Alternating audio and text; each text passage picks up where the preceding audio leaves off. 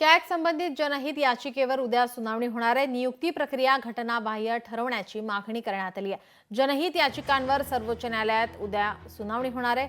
Centre for public interest litigation या स्वयंसेवी संस्थेने कॅग संबंधित जनहित याचिका दाखल केली आणि या जनहित याचिकेवर उद्या सुप्रीम कोर्टामध्ये सुनावणी होणार आहे। पंतप्रधान, विरोधी पक्षनेते आणि सरन्यायाधीश यांचा समावेश असलेल्या स्वतंत्र आणि तटस्थ नियुक्ती समितीशी सल्लामसलत करून आणि पारदर्शक पद्धतीने कॅगची नियुक्ती राष्ट्रपतींकडून करण्यात यावी असे निर्देश देण्याची विनंती याचिकाकर्त्यांनी केली आहे। राजकीय हस्तक्षेपाचा आरोप वकील प्रशांत भूषण यांच्या मार्फत दाखल करण्यात आलेल्या याचिकेत कॅगची नियुक्ती करण्याची सध्याची पद्धत घटनाबाह्य असल्याचा तसेच घटनेतील कलम 14 आणि मूलभूत अधिकाराचे उल्लंघन ही केलं जात असल्याचा दावा करण्यात आलाय।